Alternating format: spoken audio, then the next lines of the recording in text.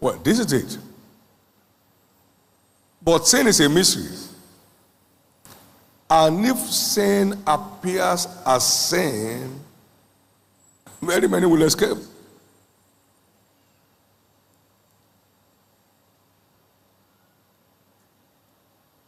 Just like the wisdom of God is a mystery, sin is a mystery.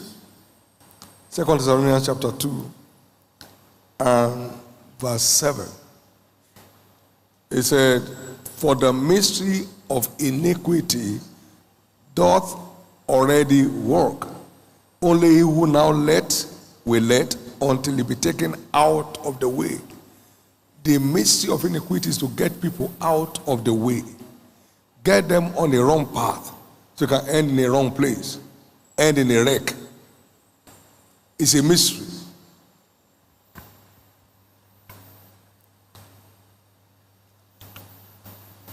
If sin appears poisonous, which is what it is, no one will take it, no matter how hungry or thirsty.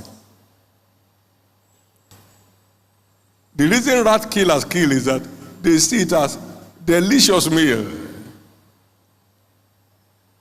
The aroma was catchy to them. Oh my God, this is free food at last.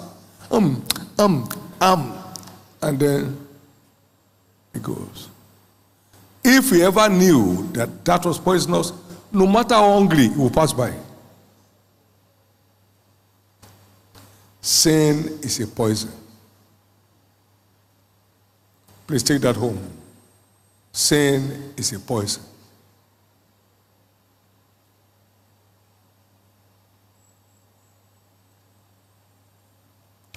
It first appears delicious before it turns poisonous.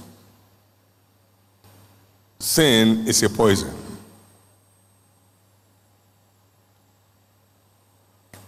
It usually appears pleasant before it buffets its victims at the end. That old serpent, the Bible says, Revelation 12:9, the devil, is going to develop more and more sophisticated means of trapping his victims.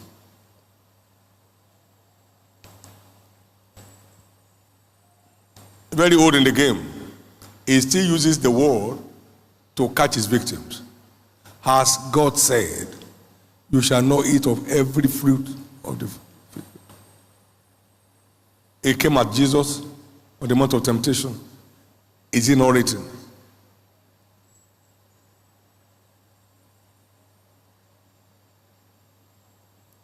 He's still in that business. Matthew 4:1-14. The only way to reach is through the word. And by the time he twists it and you swallow it, then the deed is done. Note that we can't do anything against the truth, but for the truth.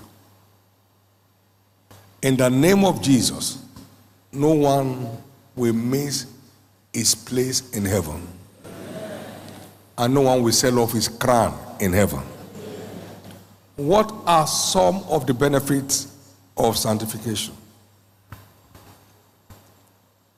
Sanctification empowers believers for supernatural breakthroughs.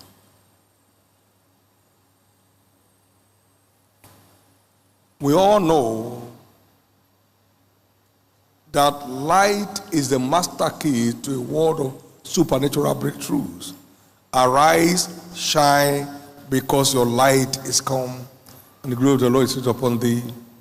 For the darkness shall cover the earth, and great darkness the people. But the Lord shall arise upon thee, the glory shall be set upon thee. The Gentiles will come to your light, and their kings to the brightness of your rising. Now, verse 8 of Isaiah 60, it shall be said of you, who are these that fly as a cloud. It empowers for a flight, while others are running. You are on a flight. Now, verse 15, although you are forsaken and no one went through thee, but I will make thee an eternal excellency, the joy of many generations. Another level. Now, verse 22, a little one, by the power of that light, shall become 1,000, and a small one a strong nation. I, the Lord, will hasten it in his time. So, Light empowers for timely supernatural breakthroughs. Timely. I will hasten it. He said, what do you see? I see a rod of an almond tree.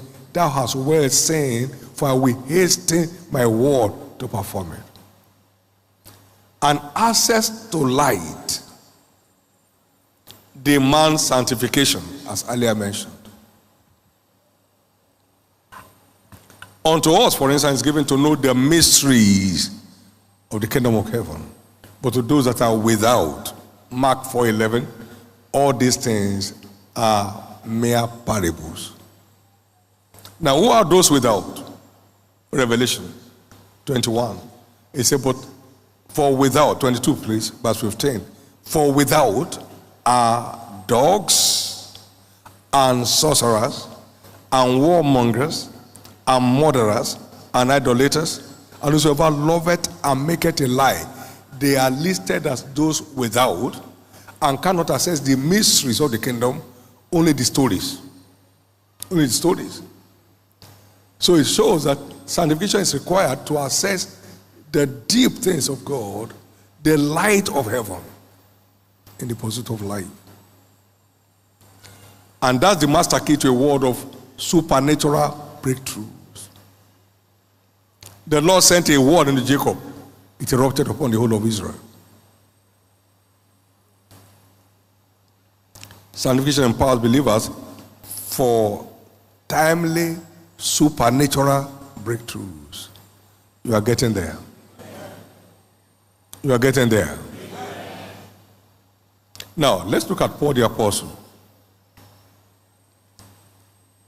Shall we continue in sin that grace may abound? God forbid. Paul wrote that. And nothing makes great like grace.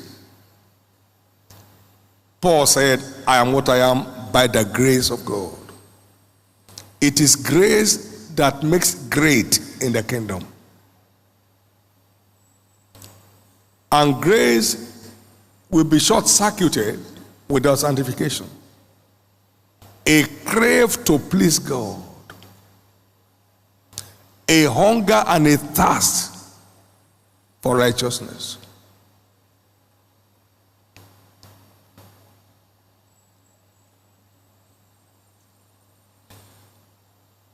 Now in 1 Thessalonians chapter 2 verse 10, Paul testifying, he said, you are witnesses, and God also, how holily and justly and unblameably we behave ourselves among you all that believe. That's a testimony of sanctification. Now, remember, he had unusual access to revelation. And now, because of the abundance of revelation given to me, Revelation 12, 2 Corinthians 12 and verse 7. Our unusual depth into the mysteries of the kingdom. Ephesians 3, 1-5.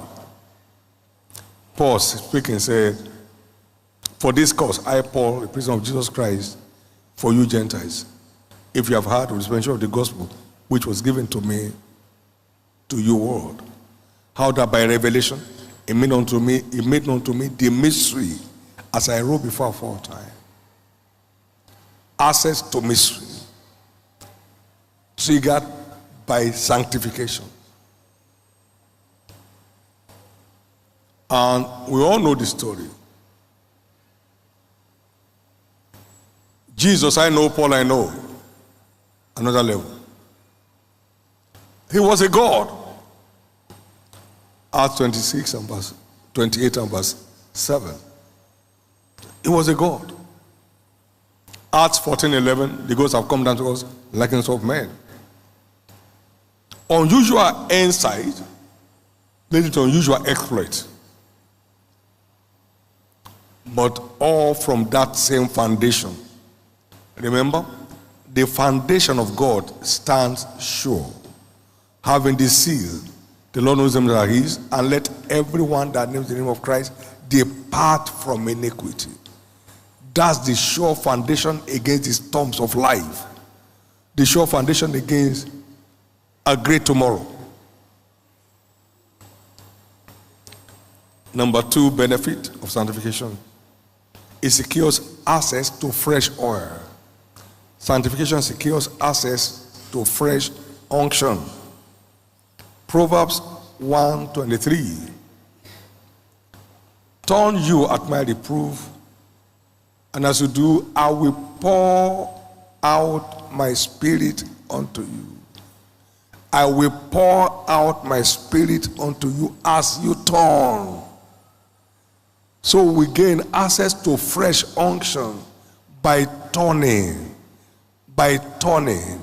Watch the events of your life from now, and you see how freshly you are being refreshed by the fresh oil from heaven because of your deliberate turning from the things that do not please him. Luke chapter 5 verse 37. Here is what Jesus said. No man puts new wine into old bottles, else the wine will burst the bottle and be spilled, and the bottle shall perish. But new wine must be put into new bottles, and both are preserved. So it takes renewal, spiritual renewal, to qualify for fresh oil. It takes spiritual renewal to qualify for fresh oil. It takes spiritual renewal to qualify for fresh oil. Now, what is in fresh oil? Psalm 92 and verse 10. But my horn shalt thou exalt like the horn of a unicorn. I shall be anointed with fresh oil. And what happens? My eyes shall see my desire on my enemies, and my ear shall hear my desire upon the wicked that sits up against me. I shall flourish with fresh oil like a palm tree. I shall be scaling new heights like the cedar in Lebanon. I shall still bring forth fruit in old age. I shall be fat and flourishing. Fresh oil, fresh oil, fresh oil. To show that the Lord is upright, he keeps his word. You can't be defeated under fresh oil. Psalm 89 verse 20. I have found David my servant, and with my holy oil have I anointed him. Watch. With whom my hand shall be established, my arm also shall strengthen him. The enemy shall not exert upon him. Enemy won't have his way, nor the son of wickedness afflict him. Under that oil, I will beat down his foe before his face and plague all them that hate him. That's the worth of fresh oil. No one ever get defeated under fresh oil. May the oil on each one's head never run dry again. May the oil on your head never run dry again. May the oil on your head never run dry again.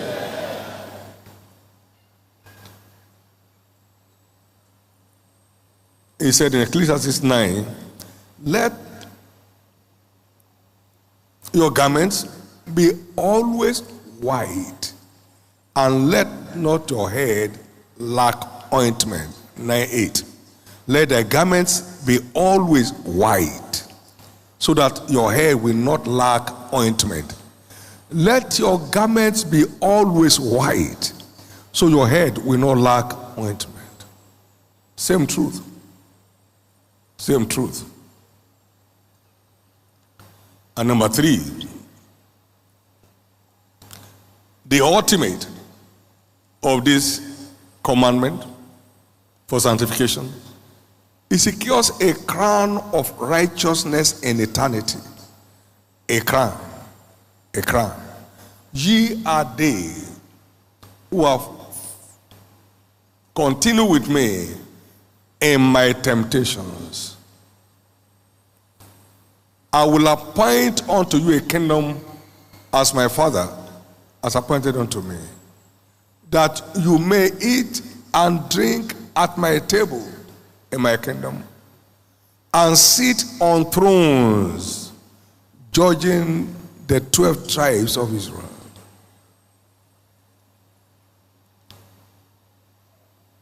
You follow through the temptations.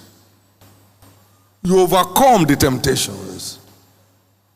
You are subsequently appointed a throne in heaven. Now, that goes to validate what Paul said in 2 Timothy 4 and verse 7. Paul said, I have fought the good fight. I have kept the faith. I've finished my course. Henceforth, there is laid up for me a crown of righteousness. By the name, you understand that crown belongs to the righteous. That crown is for the righteous. And don't be deceived, he that doeth righteousness is righteous. And there's a crown of righteousness at the end of the day. You don't make heaven as passing through fire. You enter heaven with royalty. You are enthroned out there with a crown on your head. No one of us shall miss it. We shall not miss it. So we don't only make heaven with sanctification, we wear a crown of righteousness on getting there. Hold that fast, therefore, with thou hast, lest another man take thy crown. Revelation 3:11. Behold, I come quickly. Hold that fast which thou hast, lest that no man take thy crown. There is a contention on your crown and my crown. Don't let no devil take it. That crown is named the crown of righteousness. It's reserved for the righteous. May each one's hunger and thirst after righteousness remain ever on the increase. In the name of Jesus. What are some of the demands of sanctification that will keep us on course? We must have a crave for the endowment of the Spirit of holiness. There is the Spirit of holiness. Romans 1:4. Christ was declared to be the Son of God with power according to the Spirit of holiness by the resurrection from the dead. The Spirit of holiness.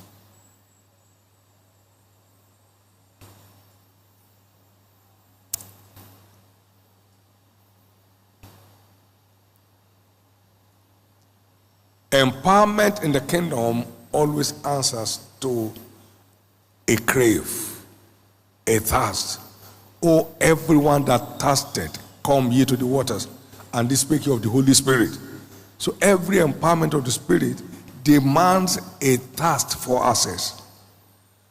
Oh Lord my God, my soul thirsted after thee, and my flesh longed for thee in a dry and thirsty land where no water is. To see thy power. We can't see his power without a thirst of the soul and a longing of the flesh. We cannot see his power. So it's not a casual prayer. It's an intense prayer.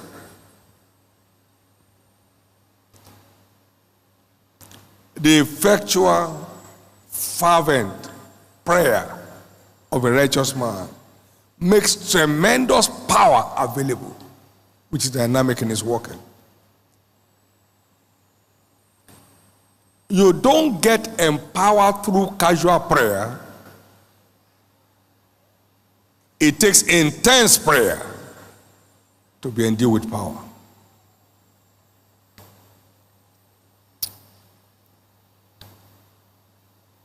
And if the Spirit that raised Christ from the dead dwells in you, he that raised Christ from the dead will also quicken your mortal body by his Spirit.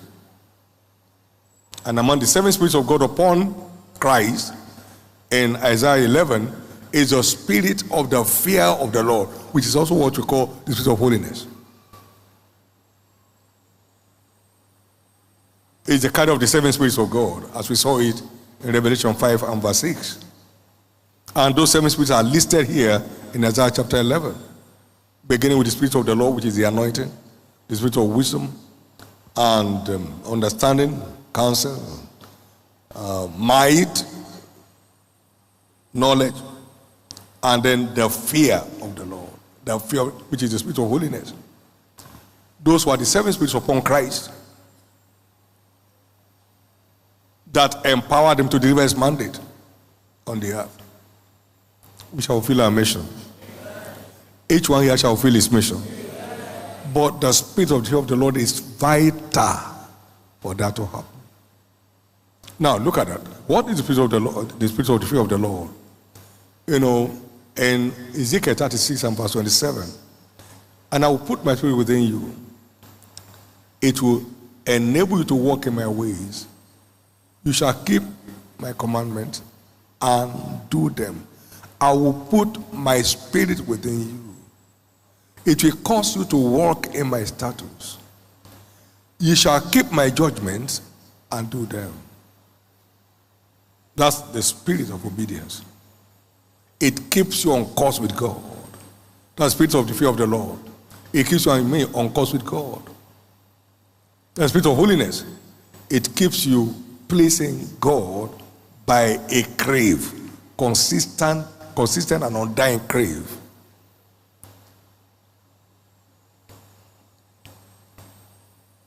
What's in it? It keeps you and me afloat in hard times. For the Lord knows the days of the upright, and their inheritance shall be forever. They shall not be ashamed of the evil time, the days of famine, they shall be satisfied. You are afloat at all times, no matter the flood. The fear of God keeps you and me afloat above the floods of life. Psalm 37, 18 and 19. Imagine how the fear of God kept Joseph afloat against the hatred of his brethren. They were to kill him, they couldn't kill him. Sent him to slavery. Would have been shot by Potiphar. He escaped. The fear of God. Got to the prison. The fear of God caused him to prevail through every impossible circumstances. It keeps you and me afloat, no matter the flood on the earth.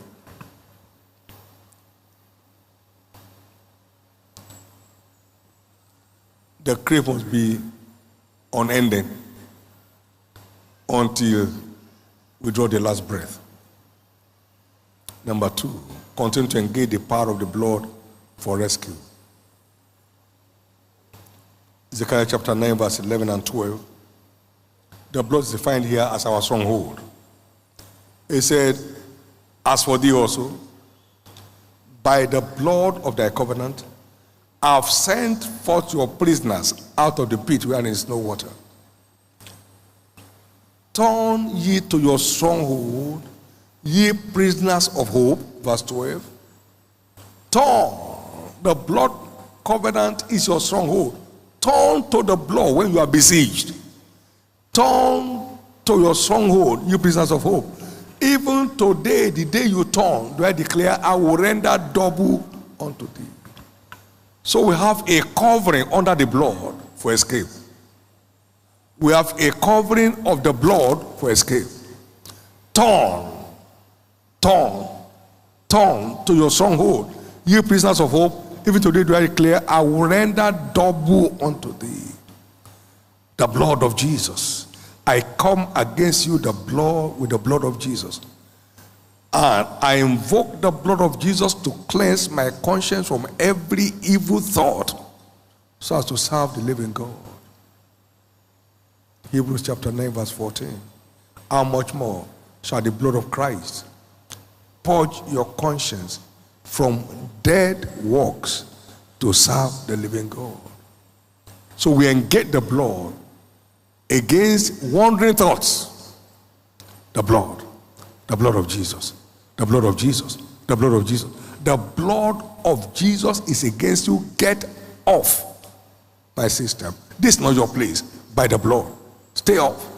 When I see the blood, I will pass over. I will not suffer the destroyer to come in unto you. You destroyer, the blood is against you. The blood is against you. So we engage the power of the blood against any external aggression. Revelation 12:11. And they overcame him by the blood of the Lamb and by the word of their testimony. Finally, continue to engage the name of Jesus. That name is a strong tower. The righteous run into it and they are saved. That name is above every other name. Above, no matter where the gang up is from, that name has power to scatter it.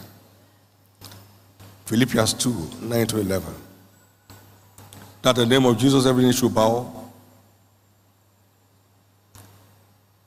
of things in heaven, things in earth, and things underneath the earth. Every knee, no matter where the arrow is coming from, every knee, in the name of Jesus, not here. In the name of Jesus, stay up. In the name, this is not your territory. Get off here. We take authority with the name of Jesus against every assault of sin.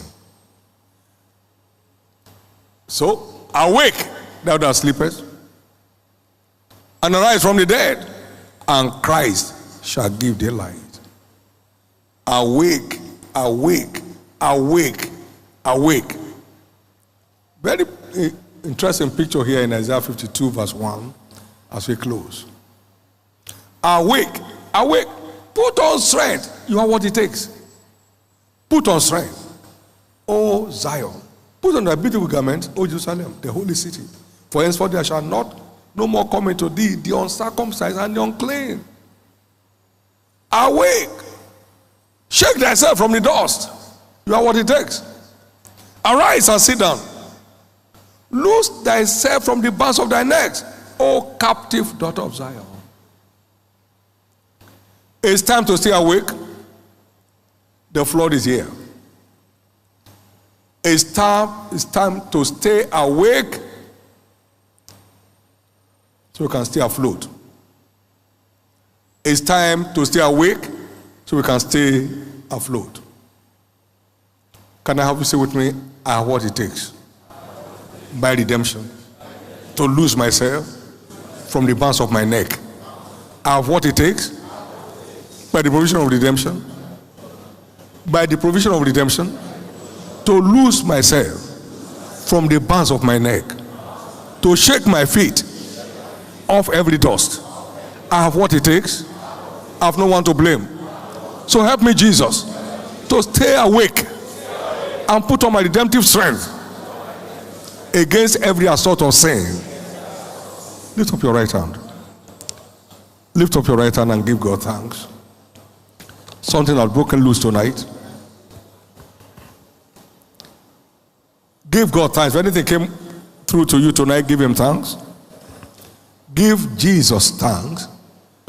You and I have what it takes to lose ourselves from the bands of our neck. Awake, awake. Put on strength. There shall no more come into you the uncircumcised and the unclean. Awake, awake, awake. Put on your beautiful garment. You are not permitted to put on a filthy garment anymore. Put on your beautiful garment. Shake thy feet from the dust. Free yourself. You are what it takes. You and I have what it takes. In Jesus' precious name we have prayed. Now,